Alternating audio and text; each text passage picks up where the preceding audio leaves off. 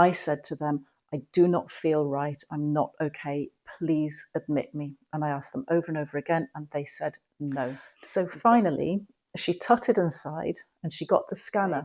Oh, hang on, there's no heartbeat. Just like that.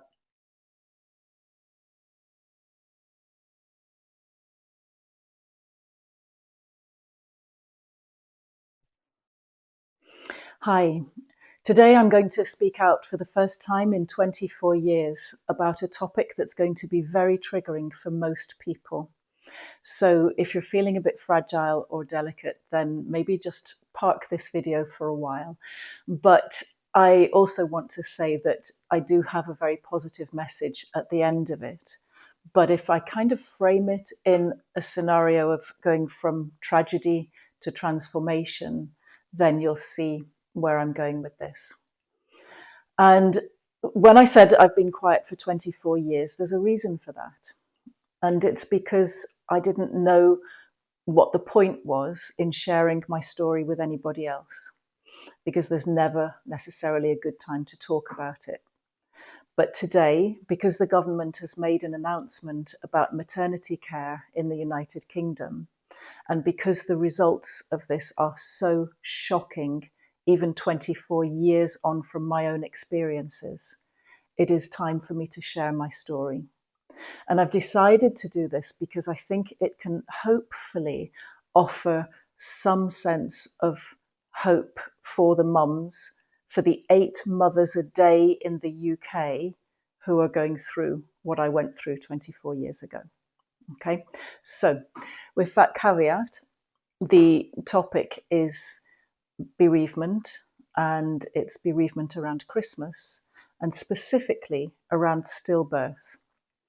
Because stillbirth is one of those things that's not very widely spoken about, just like miscarriage, really. If you think about it, women will not tell people that they're pregnant for the first 3 months of pregnancy. And so there's a great many women walking around now who've recently experienced a miscarriage, and they're expected to just carry on as though nothing has happened. They've been to the doctor and been told, oh, well, it's very common, just try again. And I know because I was one of those people. And I couldn't understand it because I'd always been incredibly healthy. And I thought that miscarriages only happened when people are unhealthy or malnourished or don't exercise or something like that. But the reality is very different. Okay, so years later, I realized that miscarriage is very common, and it's not because you've done anything wrong. But after that, I went on to fall pregnant again, which was great. But I had a very, very challenging pregnancy.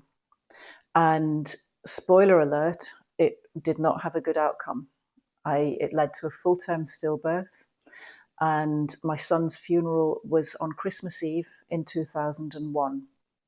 And so in this video, I'm going to tell you about the situation that led up to that, and the opportunities that the maternity care services had to actually avoid this outcome. So in 2001, I was expecting my first child, and I had been ill throughout the entire pregnancy by way of having hyperemesis. So I was sick every day.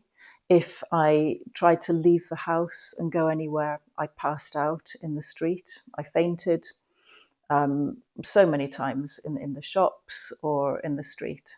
And it was very challenging, but I was told that it's just like that for some people, and, kind of get on with it. And, looking back, I think 8 months of hyperemesis, and not once was I put on a drip, even though I couldn't keep any food down when I was moving around. So I had to eat at home and just keep physically still so as not to be sick, or to try not to be sick. And I also couldn't keep water down or liquids very easily. And knowing what I know now, I most definitely should have been put on a drip right from the start. However, that didn't happen. And I was working full time at Vodafone. And so work was extremely challenging because I spent a lot of my time with my head under the desk, throwing up in the bin.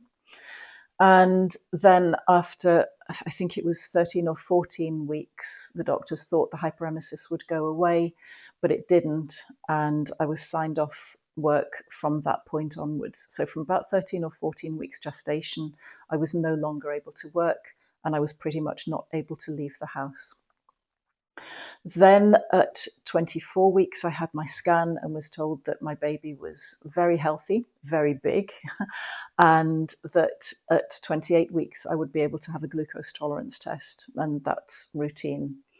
And so they said that although my baby was big, because I'm 6 foot tall and my then husband was taller than me, that I wasn't going to have a small baby.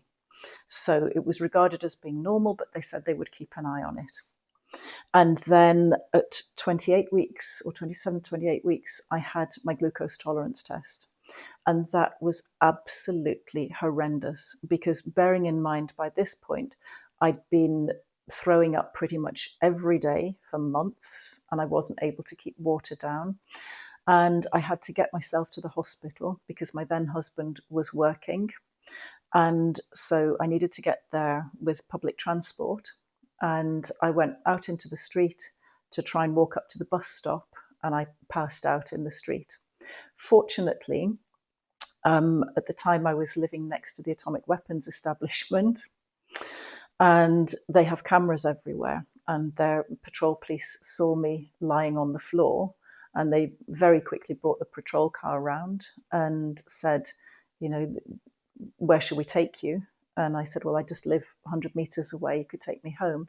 And they said, we can't leave you at home on your own in this state. So anyway, they took me to the doctor. And then from the doctors, I went to the hospital. And you're not allowed to eat before you have a glucose tolerance test. So you fast overnight, get to the hospital for 9 o'clock in the morning, and then you're given a sugary drink, or they do a test, give you a sugary drink. 2 hours later, they do another test. So there's a lot of hanging around in the hospital. And during that time, of course, I passed out again, but I didn't have anybody there with me, and the staff, the maternity staff, were all busy.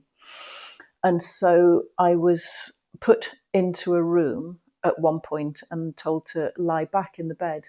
Now, anybody who's ever carried a baby, particularly a heavy baby, knows that you cannot lie in a semi-recumbent position, so back like that, because the weight of the baby goes on your aorta and decreases the blood pressure up to your head. I have low blood pressure anyway, and so I was trying to tell them that I could not lean back and that I needed to lie on the floor in recovery position or on the bed in recovery position. I could not lie on my back. They wouldn't listen to me. They kept pushing me backwards. And then eventually they left me and told me they'd be back in 2 hours or so. And so I managed to get myself onto the floor and just lay in recovery position, which made me feel an awful lot better. But then after a while, a nurse came along and said, oh my goodness, I saw your feet sticking out in the corridor and I thought something had happened. Can you just shuffle into the room a little bit more so I can close the door? And so I did that, but the way I was angled, my head was right behind the door.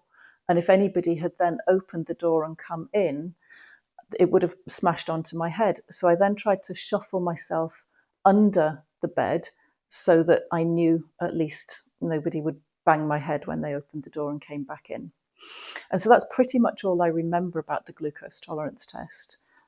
Certainly there was nobody taking any care of me or looking after me. And the standard of care, I think, was shocking, and that anybody should know that you don't lean somebody backwards when they're pregnant, and also leaving them on the floor and telling them that they gave you the creeps because their feet were hanging out of the door. It's just not great care.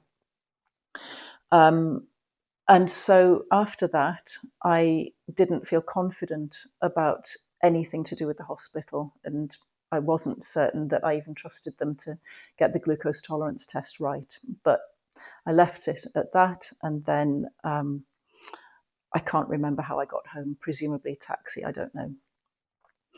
And then throughout the rest of the pregnancy, I got bigger and bigger, and they said there's a lot of amniotic fluid, more than there should be, and so we'll probably induce you early. We'll induce you at about 38 weeks. But the other tests were kind of coming back okay, the regular tests that they do. And then as I'm going through 8 months, I was still being sick and still not feeling well at all. So eventually I was admitted into hospital for a week. And because I was lying still a lot of the time, I felt a lot better. But they said, as a lot of people say, you need an active childbirth. You need to move around to keep the baby moving and to help the head to engage. And so I was sent back home again, and which is what I wanted, because I wanted to be active and physically moving around. But then over the coming days, I realized that I just wasn't well enough and I didn't feel right. And so I contacted the hospital and said, I need to be readmitted. And they said, no. Now, this is week 40. So they had not induced me at 38 weeks, as they said they would. The baby was still very big and there was still too much amniotic fluid. They knew all that at the time and they said all of that to me. I said to them, I do not feel right. I'm not okay. Please admit me. And I asked them over and over again, and they said, no, you've got to stay active and whatever else. That was on a Monday morning.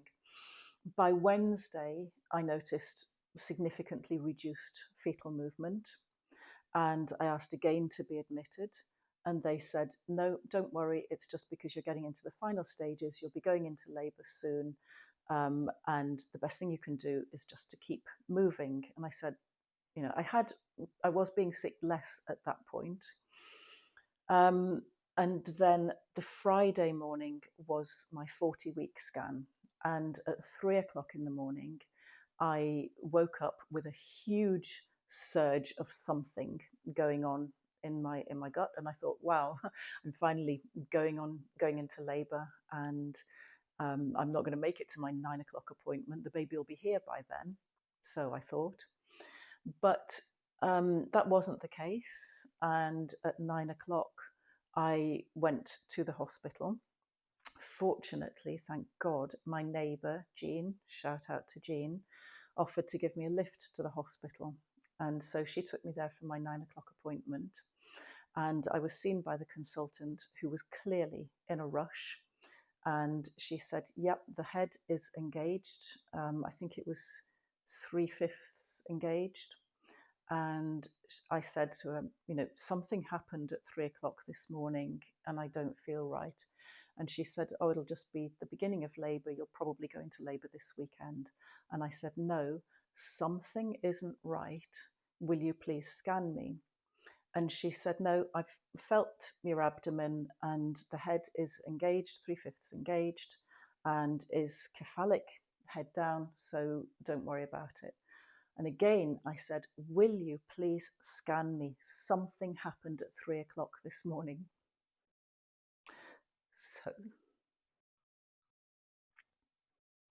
So finally, she tutted inside and she got the scanner. And she said, oh, I'll go and get the mobile scanner then. And she did that, and she brought it in and started scanning me and said, yep, exactly as I said, head down, 3/5 engaged. Oh, hang on, there's no heartbeat. Just like that. So I said, don't say that, he's due tomorrow. And she said, oh, okay, I'll go and get a second opinion then. And she left the room. And she went and got the radiographer, who was fortunately much nicer about it. And she came in and she said, I'm really sorry, there's no heartbeat. And at that point, everything became completely surreal. Jean, who had given me a lift to the hospital, just came in. They had told her what happened. And she gave me the biggest hug. But I don't really remember much more than that, because My head was spinning. It always reminds me of that kind of the beginning of Doctor Who, where everything spins in a circle and you're just being sucked down this tunnel of nothingness. And I thought, this can't be happening. This just cannot be true. And I almost felt like saying, hang on, stop the world, I want to get off. This isn't the direction I'm supposed to be going in. So after that, then of course I had to contact my then husband and get him to come from work into the hospital. But because he had to drive, I thought, well, okay, the baby's dead, so there's no rush. So I phoned him at Vodafone and he said, oh, it's Friday, I'm just doing timesheets. Can it wait? And I remember a kind of a weird laugh. And I said, well, and I had to think on my feet. So I said, actually, no, it can't wait because I think they might need to do a C-section and I'd like you to come straight away. So that was the best and the safest way I could phrase it for him, because obviously I couldn't tell him that over the phone. And so then he arrived and the staff put us in a family room and I told him what had happened.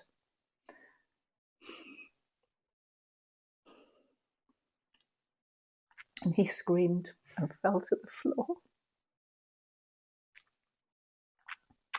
So once we'd been given a few minutes to get used to the idea, we were then told that I could go home to get used to the idea and then come back and be induced on Monday. And I said, no, I am not going home with a dead baby inside me so that I can have the whole weekend to think about it and then get back when it's convenient for you to do a C-section on Monday. And they said, we won't be doing a C-section. You have to actually give birth. And it turns out that that is the normal procedure for anybody who gets to full term or gets past, I think it's past 28 weeks. You have to physically give birth in the normal way because it makes you feel like you're a mother, like you've done it. It's closure, I suppose. So I said, right, well, I'm not waiting until Monday. You can induce me now and get the organ donation team on call.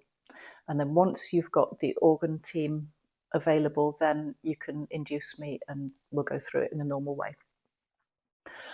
And they said, in the meantime, my then husband and I had to go home and choose an outfit for the baby to be buried in and come back with one nappy because he would still have a bowel movement. And the nappies were already open anyway because I'd been practicing on dolls and at the NCT classes. So that's what we did. And then we went back on Friday evening at about 5 p.m. And again, I told them to get the organ team on standby. And each time I said it, they didn't say anything. And then finally, I don't know what time it was, that I was induced. And because they said to me that he wouldn't be able to be an organ donor because he had never drawn breath. And so for a baby to be considered for organ donation, it turns out they have to have been alive for 28 days. I don't know if that's still the case, but that's my recollection of what I was told at the time. So it just felt like a waste in a way. But I gave birth. I was given additional pain relief because they don't have to worry about dosages and crossing the placenta. So then he was born on Saturday, the 15th of December. And although he had died on the 14th of December. And then we had amazing care from a charity called SANDS, Stillbirth and Neonatal Death something. SANDS, Stillbirth and Neonatal Death Syndrome Support. I don't know what it is. But it's a charity that has a room in maternity units for bereaved parents. And they have, I always called it the fridge, but actually it's a mobile morgue for the baby. So for the next, I think we were there for 5 days. I think it was day 5 that I was released. And we had pretty much, good privacy and good care, but we were still in the maternity ward, so I could still hear other women coming back with their babies. And actually, there's one other aspect that I need to raise in the light of what's been announced today about maternity care in the UK.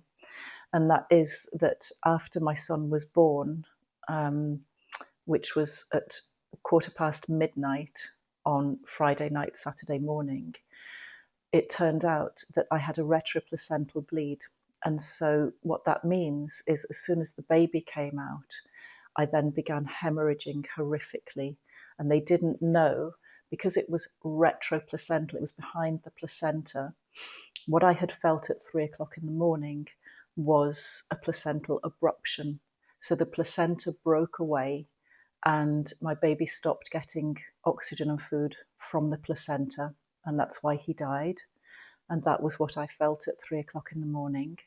And from that point on, I was hemorrhaging internally. So there was no bleeding at all outside. There was no pain, but my abdomen was solid. So ordinarily you would expect that to have been palpated when she was checking if he was head down.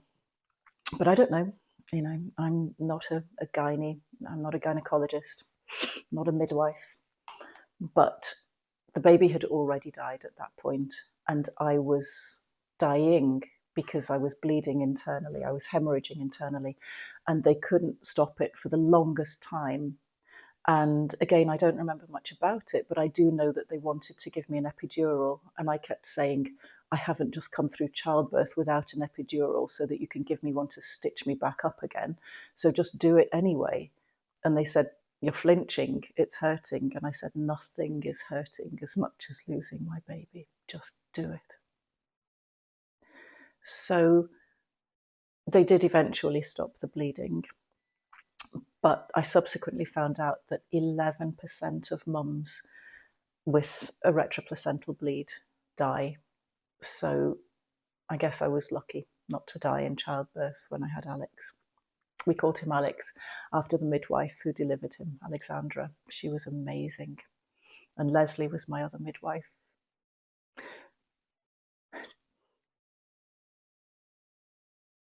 And she had been through the same thing at 36 weeks. So she was amazing. So that was the overall experience of the birth and of the care afterwards and the support that we got through SANDS, which was, as I say, it was amazing. Then I had to give permission for an autopsy so that they could find out why this had happened. And it turned out that that I had gestational diabetes. I had never had diabetes in my life, and it didn't run in my family. I had no reason to think I had gestational diabetes, and I've never had a sweet tooth. I did like sausage rolls. All I wanted was sausage rolls. That was the only thing I didn't throw up. But it took me back to the way I'd been treated when I had the glucose tolerance test, and how I'd been left on the floor, and how I'd given them the creeps because my feet were hanging out of the room, and how they'd made me lie back with the weight of the baby on my aorta. They didn't know what they were doing. They didn't know their arse from their elbow. And so I don't have confidence that that glucose tolerance test was accurate. Had it been accurate, I would definitely have known that I had gestational diabetes, and I would have been induced at 38 weeks. Had they kept on top of their records, where they had decided early on that because of the amount of amniotic fluid and the high pressure that that caused, they'd said then that they were going to induce me at 38 weeks, and they didn't. Had they listened to me at 38 weeks when I said, I'm not okay, will you please admit me? Then I could have been induced at 38 weeks, and Alex very likely would have survived. There's no reason to think he would have not survived. There was nothing wrong with him. It was the pressure from the amniotic fluid that caused the placental abruption, and they knew that there was too much amniotic fluid. So here we are 24 years on, and I've just looked up the statistics in the UK. There are 8 women a day in England and Wales who have a full-term stillbirth or neonatal death, and that's just totally unacceptable. Maternity care is understaffed, and I don't know why, because a lot of people would naturally want to become a midwife. It's a very privileged position in natural circumstances, not necessarily in the NHS, I don't think. So that was that experience, and then after that there had to be, as I said, there was not the inquest, what's it called? Yeah, there was the post-mortem was done, and that's the conclusion it came to. And so then we were able to have the funeral, and the funeral took place on Christmas Eve 2001. And amazingly, 5 of the midwives took time out on Christmas Eve to come to Alex's funeral, which to this day is just amazing. You know, what amazing people to have done that. That was so kind of them, because of course everybody's busy on Christmas Eve. But then that takes us to the next part of this story, which is how you cope with bereavement around Christmas time, and also how you cope with the death of a child. So for bereavement around Christmas time, of course, I hadn't told a lot of people what had gone on. I'd been in the hospital for a week. And so we kept getting lots of phone calls saying, hey, Merry Christmas, have you had the baby yet? And it's a bit of a showstopper saying, yes, I have, he's dead. And, you know, we went to a friend's birthday party 2 days before his funeral, because what else are you going to do? Do you just sit at home moping around? At what point do you get back out in life, in society? At what point do you tell people? How do you tell people? I found a lot of the time I was protecting other people's feelings, because so many people get excited for you when you're having a baby, and nobody ever imagines that anything is going to go wrong. Not just death, but there's lots of babies who are born with deformities, or who are born prematurely, or who have to go in an incubator.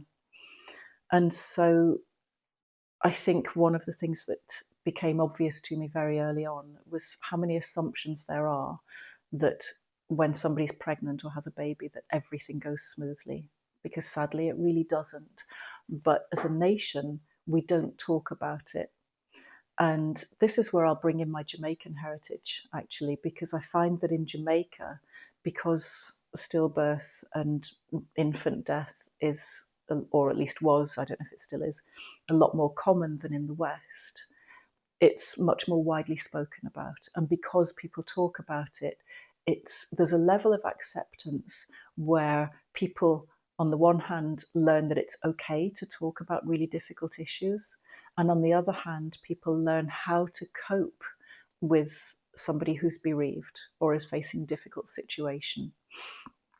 And what struck me was that the people who were my friends, or who I thought would be there for me, some of them, obviously close people, really were, and they were amazing, but general friends didn't get in touch, because once they found out, they didn't know what to say, or they thought we'd better give her some space to recover.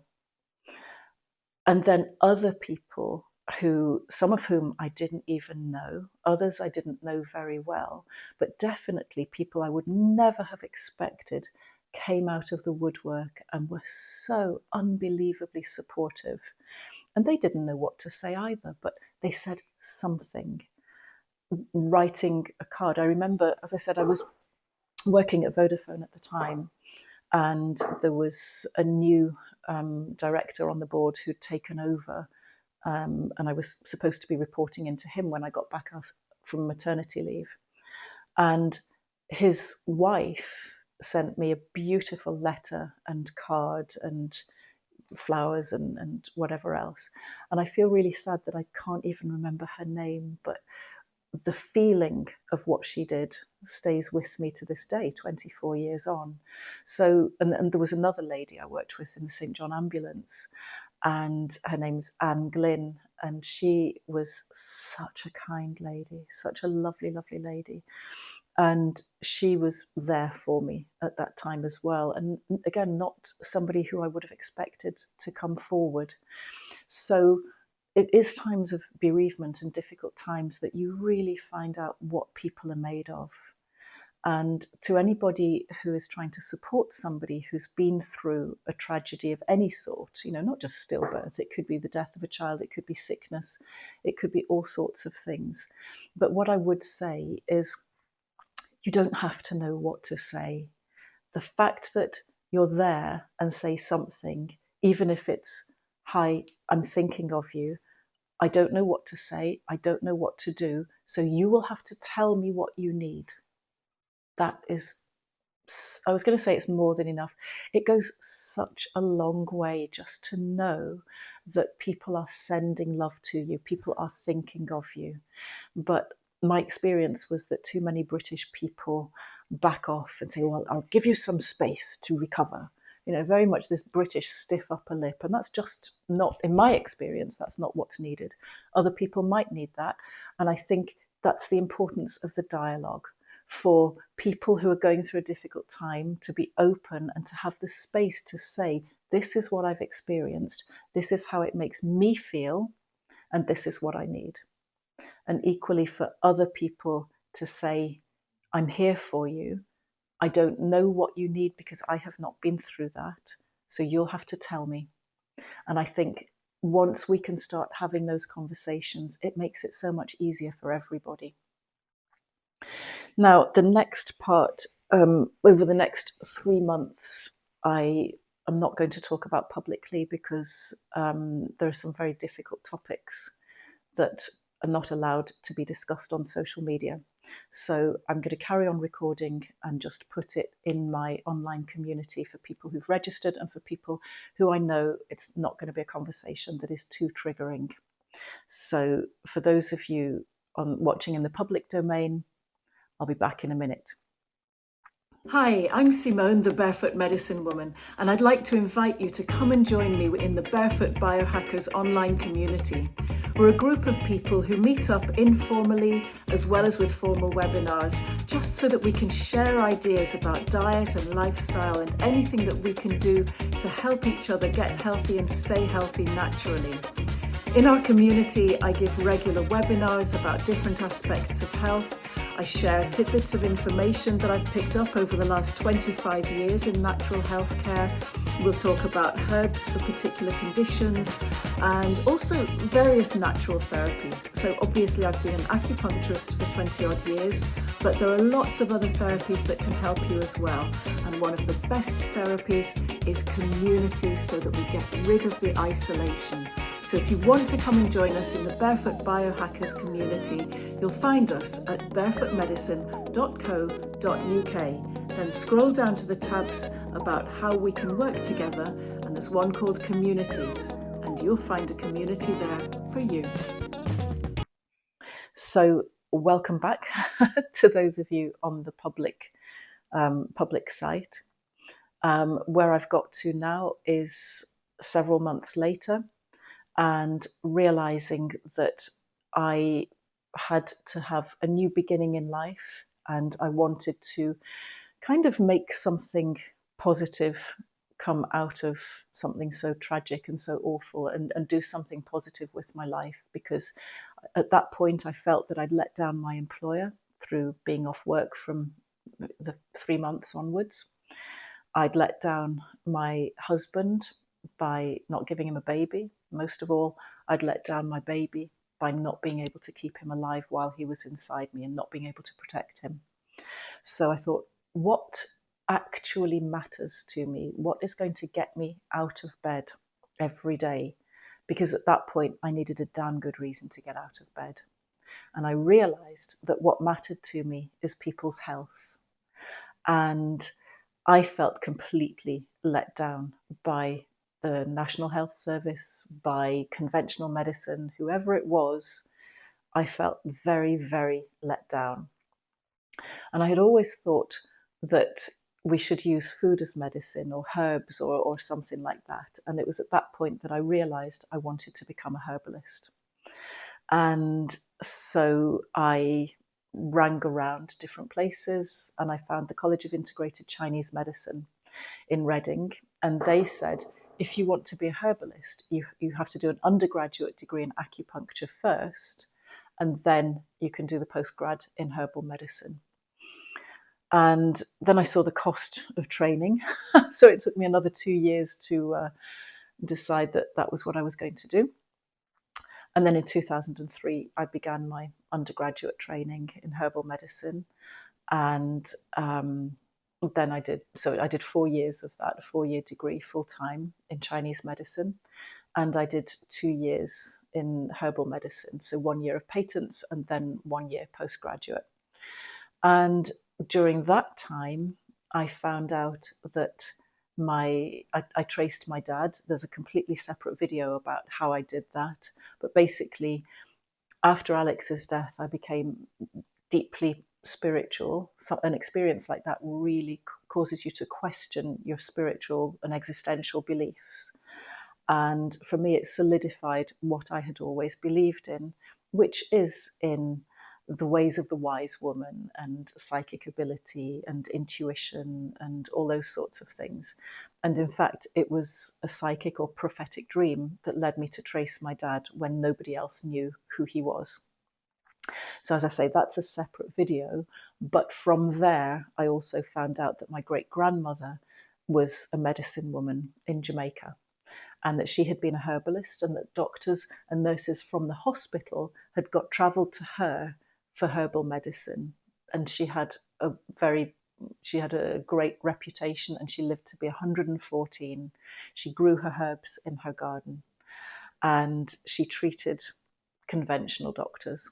And so all the while, after maybe it was part of my grieving process that I wanted to train as a herbalist, but for whatever reason, that was my calling. And that's what I've been doing for the last 24 years. Herbal medicine, using your food as medicine, obviously acupuncture, body work as well, massage, mindfulness and meditation, anything natural to help people be as healthy as they can be naturally, and to rely on ourselves, our own instincts, our own intuition. And so at the beginning of this video, I said to you that it's very triggering and very challenging, but I'm going to wrap it up by saying that had I not been through those experiences, there is no way I would have had the courage to leave a relatively cushy number at Vodafone. I'd worked for Vodafone, I'd worked on the Microsoft press office for these multinational corporations, because my first degree was in languages. So, I speak French, Spanish, and German relatively fluently, but I left all of that behind because in my heart of hearts, I wanted to be a herbalist. And I didn't know why at the time. And everybody thought that I would get over it and go back to the corporate world. Oh, she'll be all right, she'll recover. And I didn't. I followed my heart. And I wouldn't have done that without the tragedy that pushed me to it. And that's why I say this was tragedy to transformation. So to anybody who's watched this video this far, I can only assume that it's because you can relate to it. And if you can, or if you know somebody who's been through any sort of terrible tragedy, with the patients I've worked with now, I kind of feel like I've got off lightly, and I genuinely mean that.